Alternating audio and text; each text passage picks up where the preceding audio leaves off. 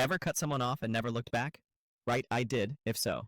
The phone rang late in the evening while I was still sitting at my desk in a hotel room 3 states away from home, staring at a spreadsheet that had already blurred into meaningless numbers, when I saw my mother's name flash across the screen and, for a brief second, I considered ignoring it because calls from her never carried good news, only judgment, tension, or some veiled reminder that I had never quite lived up to her standards. But I picked up anyway, and her voice, sharp and cold as ever, wasted no time. She said, "We drained your trust fund and gave it to your stepsister. She's better than you." No hesitation. No apology. Just a blunt declaration, as if she were reading off a grocery list. I remember staring at the ceiling, letting her words echo in the silence of the room, while the air conditioning unit hummed like white noise that almost swallowed me whole. My chest should have burned, my throat should have tightened, but instead, I felt a strange calmness, like I had already rehearsed this moment in some corner of my mind for years. I answered with only 5 words, measured and flat. "Thanks for letting me know." Then I hung up, placing the phone carefully on the desk, as though the wrong movement might shatter the fragile stillness that had settled around me.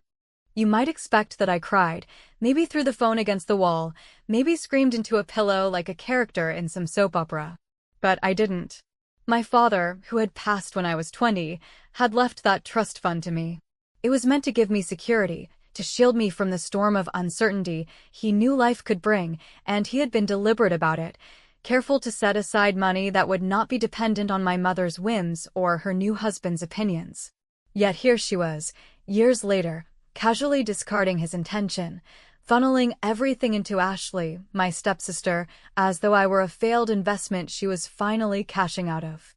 Ashley had always been the golden girl in their eyes. Tall, blonde, blessed with that kind of smile people called photogenic, even if it always seemed rehearsed. She knew how to soak up attention, and my mother adored every second of it. When I graduated from college early, Mom barely clapped. When Ashley won a local beauty contest that gave her a sash and a bouquet of roses from a strip mall sponsor, Mom threw a party. It was always that way. I used to think I could outgrow the comparisons, that if I worked hard enough, moved out, built my own life, eventually my mother would stop holding me up against Ashley like some defective bargain bin version of a daughter. But the truth is, she enjoyed the comparison. It gave her fuel.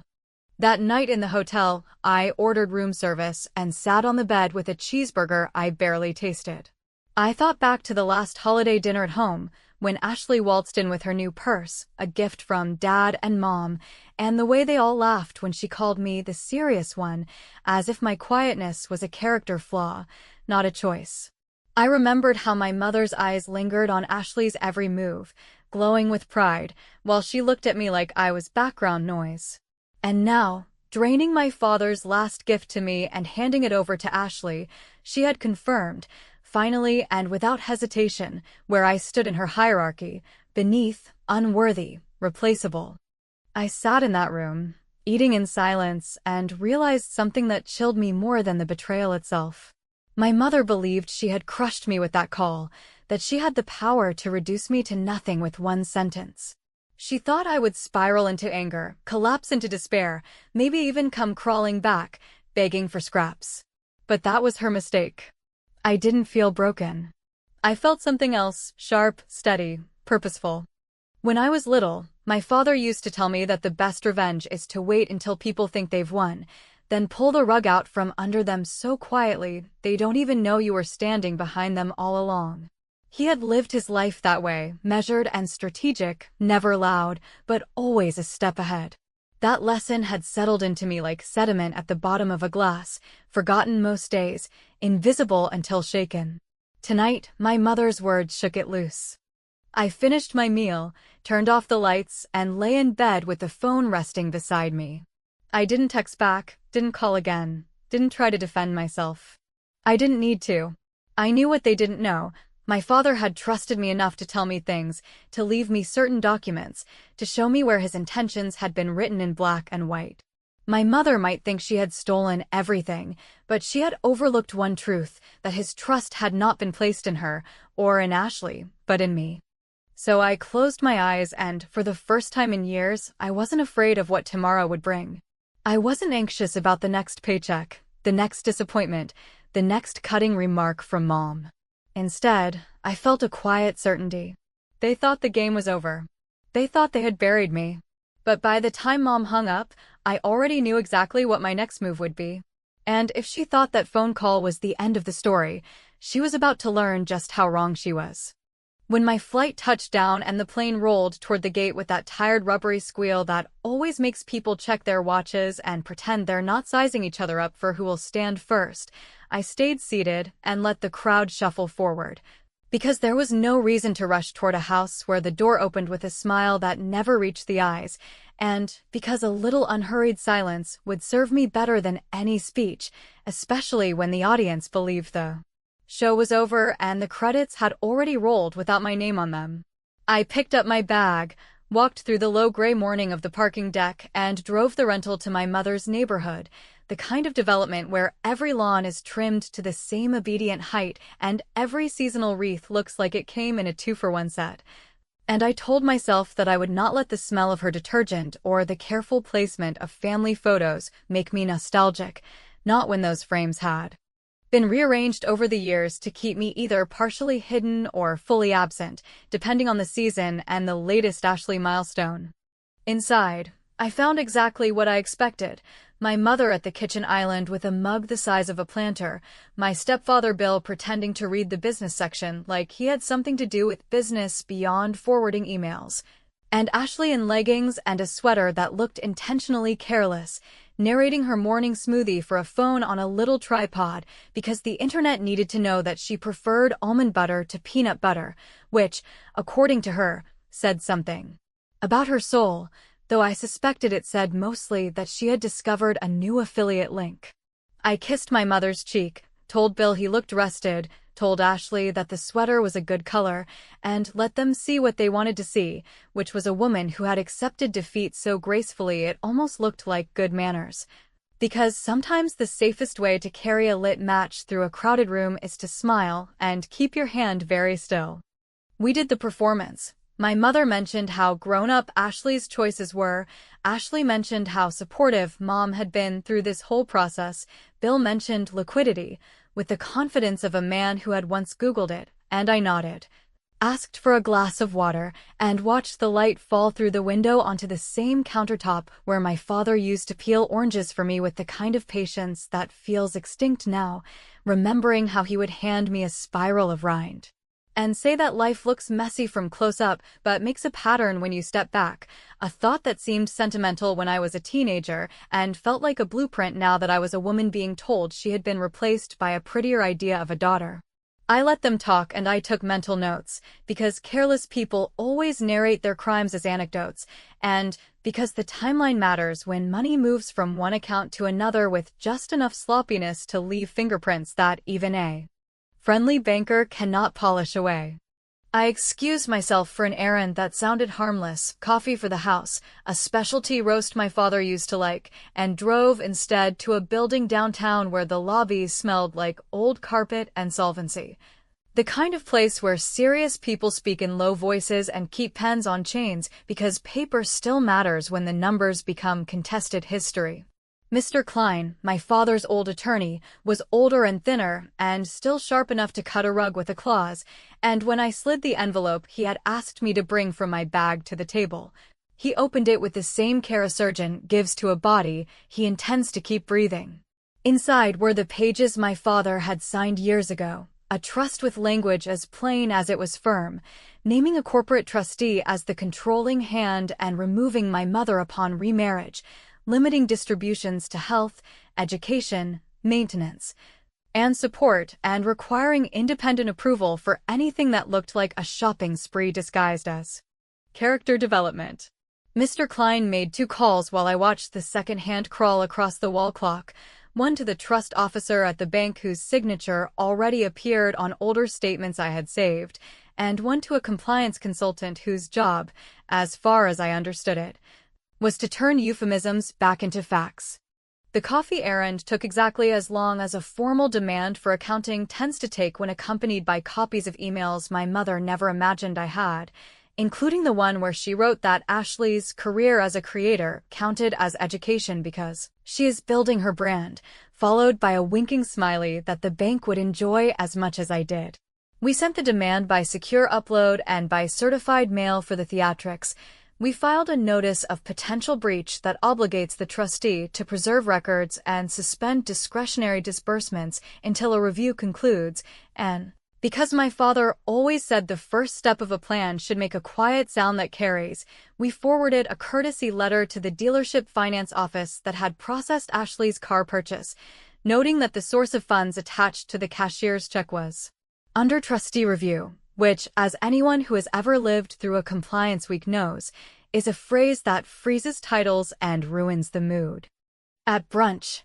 I drove back with actual coffee in the cup holder and the receipt in my pocket, and when I walked into the kitchen, my mother was telling Ashley that the pearl earrings looked better with her hair up for the charity event on Saturday, while Bill was asking whether a cashier's check counted as cleared funds the moment the bank printed it, and the silence that followed his question told me he had finally remembered that rules are written for other people until the day they are written for you. I set the coffee on the counter, apologized for taking too long, and said that the line had been ridiculous, then leaned over the island to reach for a mug, making sure the small blue folder slipped from my bag with the casualness of gravity, opening just enough to show the return address of the bank's trust department and the words, "Accounting Demand," in a typeface that never smiles. My mother saw it first and went pale in the way people do when a word they were sure belonged to someone else suddenly attaches itself to their name, and Ashley laughed in that bright way that means she doesn't understand yet, which is the truest laughter of all.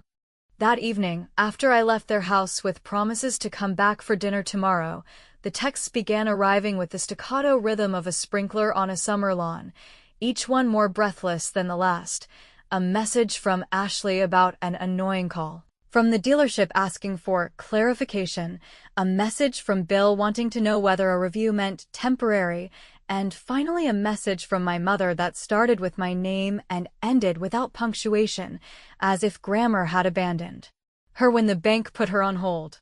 I let the phone vibrate on the dresser while I washed my face and folded the same shirt I had worn to my father's memorial, because rituals matter when you are building a spine out of ordinary habits, and when I finally picked up the phone, I typed a reply so simple it would sound like kindness if read aloud and like a warning if read twice. "We will talk tomorrow after my morning meeting with the bank." Then I placed the phone face down, turned off the light, and listened to the quiet settle around me. A quiet that felt less like surrender and more like a draw pulled across a stage while a new set is being built behind it, because the first act of revenge had landed with a paper whisper, and in the morning, when the trust officer slid a folder across the table and said there were anomalies, I would begin to show my family that nothing they had taken would feel like ownership again. The trust officer's conference room had the acoustics of a church and the temperature of a meat locker, which felt appropriate for a conversation about faith and preservation. And as he slid a neat stack of reports toward me with the careful wrists of a man who has learned to move slowly around combustible families, I realized that the word anomalies had been working out at the gym. Because what stared up from those pages wasn't a smudge of bookkeeping so much as a constellation of transfers that told a story my mother would never have dared speak out loud, a story of distributions recorded after her remarriage under categories that had been stretched beyond language, education listed as personal development, maintenance listed as image building, support listed as brand launch, and the part that actually made the officer clear his throat, a cashier's check routed to a joint account that did not bear my name in any combination known to the Social Security Administration. He explained, using sentences that had been sanded to a professional gloss, that discretionary disbursements attached to my father's trust were now on hold pending a formal review, that the bank would require invoices, contracts, and third-party substantiation for every dollar categorized as necessary for my well-being, and that any funds demonstrably used for unrelated beneficiaries would trigger a surcharge proceeding, at which point the trustee would pursue restitution from the recipient and any aiding adult who had facilitated the transfer, which was the patient way bankers say the toothpaste is coming back out of the tube whether or not you believe in miracles. I signed the request for full accounting with a steadiness I did not need to perform, because there is a particular calm that arrives when the people who have told you your whole life that you are dramatic finally meet a rule book. And then I excused myself to take a call in the hall, not because I needed privacy, but because I wanted the trust officer to overhear my side of the conversation while pretending not to, which made it sound like I was confirming with my accountant that I had forwarded the relevant bank statements and emails, and yes, I would send the screenshots as well, and of course I would keep the originals in a folder labeled with a date, which is the kind of sentence that makes compliance people sleep better. From there I drove to the kind of coffee shop Ashley liked to feature on her social feed, all white tile and plants that looked curated, and I texted her that I was nearby and thought we could catch up, because I had genuinely wanted to congratulate her on the turn her life was taking, and because the surest way to find out what people have done with your money is to ask them to brag about how they spent it. Ashley arrived 10 minutes later with the kind of effortless bounce that suggests either Pilates or delusion, and she launched into her updates with the relief of someone who has been preparing for this question all week, describing the Brand Accelerator course she had bought online that promised to teach her how to monetize authenticity, the charity gala where she would be announcing a new partnership, which she defined as raising awareness for herself and the card dealer who had been so chill about the cashier's check, and when I asked casually whether the course had come with a contract or some sort of syllabus, which I said I wanted because my company sometimes reimbursed professional development if the materials were specific, she brightened. Because approval is a drug, and flipped her laptop around to show me the portal with its downloadable modules and invoices marked paid, and while she clicked through screens with the exuberant carelessness of a kid showing off a new toy,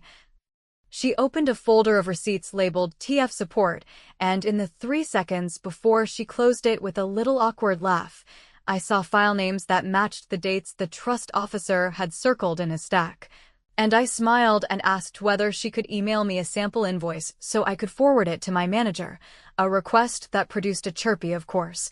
followed by a forwarded PDF and a flourish of gratitude emojis that I would strip from the printout before sliding it into the envelope for the bank. I did not correct her when she said Mom had redirected resources because she believed in the bigger picture, nor did I mention that bigger pictures become legible when you step back far enough to see the frame. And I certainly did not tell her that my father's trust documents contained a clause about benefits to non-beneficiaries that would have made even a generous trustee turn into a metronome of the word no. Instead, I told her, with a straight face and a voice softened by something that nearly resembled sisterliness, that I was proud of her initiative and that, if she wanted to, we could put a little structure around all this so it didn't look messy to banks or accountants. Which is how I slid across the table a single-page acknowledgement form I had drafted with Mr. Klein's help, a tidy memo that stated the funds used for personal brand development were in advance drawn in error against a trust designated exclusively for my benefit, that the recipient understood the funds could be deemed repayable upon trustee review, and that she agreed to cooperate in any reconciliation requested by the trustee, language that sounded benign to ears craving order and sounded like a promissory note to anyone trained to read for teeth. Ashley signed with the confidence of a person who has never had to learn the difference between tidy and binding, thanked me for being the bigger person, and took a selfie of our mugs that she captioned, "Sisters Who Build Together," which I allowed because sometimes the breadcrumb trail benefits from a photograph. When I left the cafe and walked past the dealership lot, where the sales banners hung like cheerful lies in the wind, I did not picture a tow truck or a dramatic scene, because none of that would be necessary if paper could do the work. And as I sat in my car forwarding the signed acknowledgement to the trust officer with a courteous note about updated documentation, I watched the typing dots on my mother's message thread appear and vanish and appear again, which told me more about her state of mind than any sentence could, while my phone chimed with an automated calendar invite marked joint review, trustee, council, beneficiaries. for Friday morning at 9 and a separate email from the charity's development coordinator asking to confirm the provenance of a pledged table purchase that had been made using funds now under procedural hold, and I thought, not without a little humor that tasted like iron, that schedules can be a form of justice. I drove home under a sky the color of unpolished steel, placed the originals in my father's old fireproof box, and set my alarm for early, because timing had started to matter in a way it had not in years. And because the certified letters Mr. Klein dropped at the post office would land at my mother's doorstep just after breakfast tomorrow, while Ashley's post about the gala would go live at noon, and the first call from the bank would ring at 1. Which meant that by the time Saturday evening arrived, the part where people pretend nothing is wrong would have to share a table with the part where consequences introduce themselves by name. The charity gala was scheduled for Saturday evening at one of those hotels where chandeliers hang like glass rainstorms and the carpet patterns are loud enough to distract you from the fact that you are standing on borrowed money. And by Friday afternoon the pressure had already begun to show in my mother's voice, which carried the frantic undertone of someone who has been told that the bank wants documentation she cannot invent quickly enough. When she called me that evening, her tone was stripped of its usual superiority. And for the first time in years, she did not sound like a woman delivering verdicts from a pedestal, but like someone clinging to the side of a cliff with fingernails already fraying. She said that this whole situation had been a misunderstanding, that Ashley's expenses were investments in potential, that the car was a necessity for networking, that the gala table had been purchased to align with community values. And she begged me to reassure the bank that all of it counted as legitimate support for me since, after all, Ashley's success would benefit the family as a whole. I listened without interrupting, because interruptions waste good confessions, and when she finally trailed off into silence, I said only that I would meet her at the event and that we could talk after. The pause on the line before she agreed was long enough to tell me she had realized that I was no longer the one chasing their approval.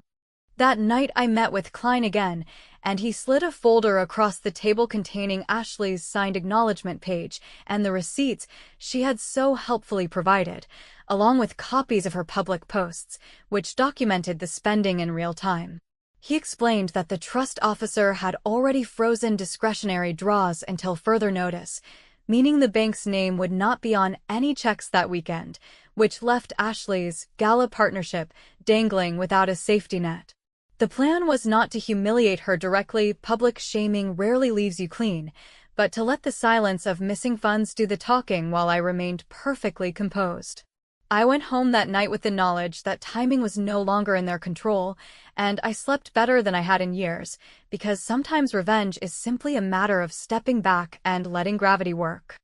On Saturday, I dressed carefully, choosing a black dress that was understated, but sharp enough to cut through the glitter Ashley loved to drown herself in. I arrived alone, walking past photographers who did not know my name, but would soon be handed press releases that included it,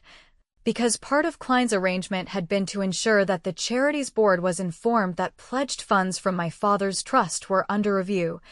a notice that would be discreetly circulated among donors who understood what phrases like compliance hold and reconciliation proceeding implied. I found my seat at a side table, close enough to observe but far enough to remain unnoticed at first, and I watched as Ashley floated through the room in a dress that probably cost more than 3 months of my rent, laughing with the brittle sparkle of someone who needs every eye to stay on her. When the program reached the part where sponsors were thanked, the MC paused awkwardly before skipping over Ashley's name, and the hush that rippled across her table was more satisfying than any speech I could have delivered. My mother's smile faltered, her hands tightening around the stem of her glass, while Bill leaned forward in the universal posture of a man calculating how quickly a problem could be covered with cash. Ashley, to her credit, improvised, raising her glass and calling out that she was just happy to support the cause, but the slip had been noted, and in rooms like this reputations are currency, so the whispers spread before the applause had even ended. I did not approach them immediately. Instead, I waited until Ashley excused herself toward the restroom and intercepted her in the hallway, where the marble walls echoed every sound. She looked at me with wide eyes, demanding to know if I had told the bank to cut her off, and when I calmly reminded her that it had been her own invoices and her own posts that drew the line from her hand to the trust, she sputtered something about Mom fixing it. I leaned in and told her that the bank was not in the business of fixing family drama, that what had been taken would be reviewed in court if necessary, and that her signature on the acknowledgement form was not a prop but a tether. The color drained from her face in a way no makeup artist could fix. When I returned to my table, I saw my mother across the room, glaring at me with the fury of a woman who had discovered too late that the daughter she dismissed as weak had learned how to sharpen silence into a weapon. She mouthed my name once, her lips tight, but did not move toward me, because she understood that approaching me here, in front of people whose opinions she needed, would only deepen the wound. I sipped my drink slowly, letting her see that I was not afraid to sit alone, because I knew she would interpret that solitude not as weakness, but as proof that I no longer required her approval to exist. The night ended without confrontation, but when I stepped outside into the cold air, I found a string of missed calls from both her and Bill, along with a frantic text from Ashley asking whether she could reverse what she had signed. I stood under the glow of the hotel entrance, watching limousines pull away and women gather coats over bare shoulders, and I typed a reply that was not angry, not gloating, but cool enough to sting. This is not about reversing, it is about reconciling. Then I put my phone away, walked to my car, and started the engine, knowing that the first stage of their unraveling had played out in a ballroom full of witnesses, and that the real reckoning was scheduled for Monday morning, when the bank's review committee would sit them down and begin the kind of questioning that does not end with applause. Monday arrived with the kind of brittle brightness that makes everything look cleaner than it truly is, and as I walked into the bank's conference room with my notebook closed and my expression arranged in the neutral calm that had begun to feel like my native language, I saw my mother sitting very straight beside Bill, her hands folded so tightly around a pen that her knuckles had blanched, while Ashley stared at the pitcher of water as if willing it to turn into something stronger, and across from them the trust officer placed a folder on the table with the same quiet ceremony a judge gives a verdict, which felt appropriate because, in a way, that is what it was. He reviewed the timeline without cruelty, but without flinching, explaining that distributions had been made in direct contradiction to the governing instrument after my mother's remarriage removed her as a permissible decision-maker, that expenditures categorized as my support had been routed to third parties without any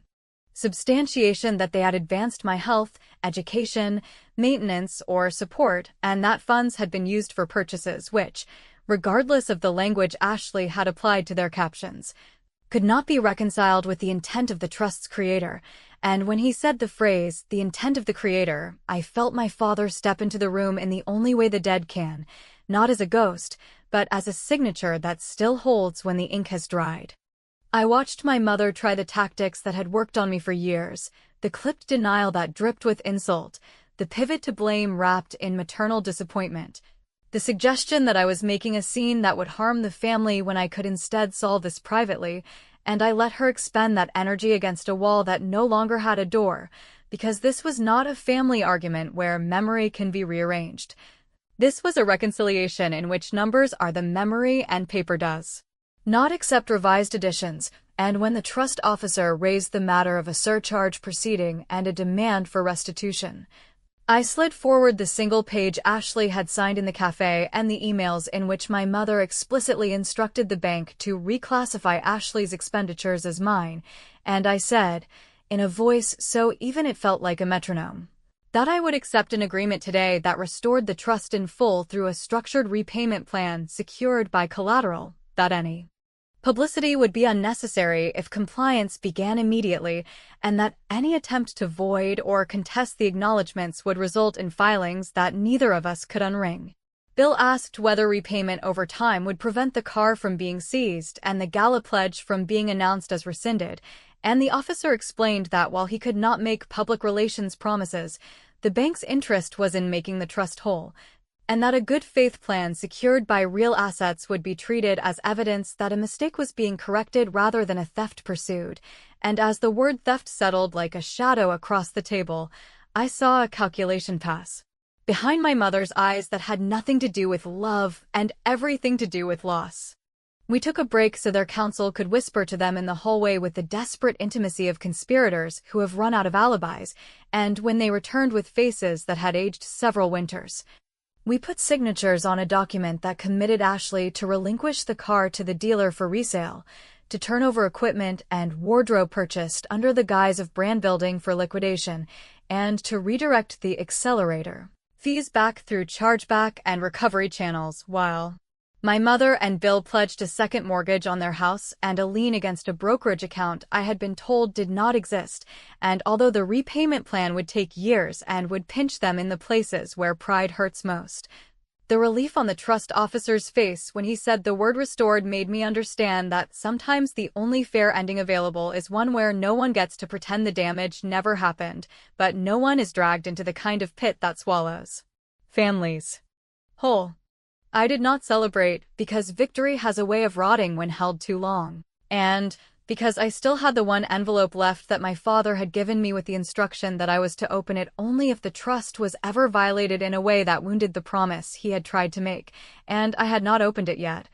Partly because I feared what it might ask of me, and partly because I wanted to be sure my choices belonged to me rather than to a ghost, so I carried it to Klein's office and laid it on the polished wood between us, and I said that before I decided whether to press the matter beyond repayment, I needed to know what line my father had drawn in his own mind, and Klein, who had known him better than I had allowed myself to remember, said that some letters are better read in private because the living are already heavy enough. I took the envelope home and, rather than slit it immediately, I walked through rooms that had been mine in another life, touching the edges of picture frames and the worn leather of a chair he had loved, and I thought about the scholarship we had discussed in past winters, small and quiet, for women who were told they were not worth the investment, and I wondered whether turning a piece of what had been reclaimed toward that promise would feel like revenge or repair. That night I drafted a letter to the charity board offering a pledge in my father's name contingent on anonymity and audited accounting. A pledge that did not match the splash my mother had craved, but carried more weight because it would be renewed each year if the program actually changed something besides seating charts. And I sent a separate note to Ashley with a list of credible programs that teach work rather than visibility, and I told her that if she chose to build something with her hands rather than her captions, I would give her a reference when the time was right, not because I had forgiven her but because I wanted to live in a house whose doors were not all locked from the inside. I lay in bed with the envelope on my chest and felt the steady weight of it, not as a threat but as a question, and in the morning I made coffee, sat at the table where my father had once peeled oranges into a single ribbon, and slid a knife gently beneath the flap, then stopped because I realized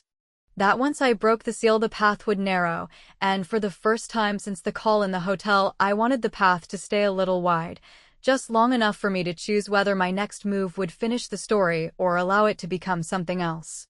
By the time my mother texted to ask whether I intended to ruin the family name, with court filings that would outlast her hair color, and Bill emailed a spreadsheet with the first repayment transfers that looked almost penitent in their neatness, I had placed the letter back in the drawer without reading it and had walked 3 blocks to a small office where the foundation director shook my hand and asked me what I wanted the scholarship to be called, and I said only that it should be named for a man who believed breath is a trust you pass forward and not down, and when I left, I thought about the envelope again and about whether leaving it sealed was an act of mercy or an unfinished threat. The question hovered at the edge of my day like a bird that refuses to land, and maybe that is the truth that families never stop teaching us, that some endings do not declare themselves with a bang or a gavel but wait in a drawer, inviting you to decide whether closure is a door you close or a window you crack just enough to feel the weather change. So when I finally sat at my desk and wrote a note to my mother that said the trust would remain supervised and the repayments monitored and that I would not be attending dinners for a while because peace is easiest to build from quiet, I felt the envelope's small weight in the room like another person breathing, and I let it breathe, because sometimes the sharpest revenge is not the strike you land, but the choice you keep, and because they will never know if I opened it, and perhaps that is what will keep them honest.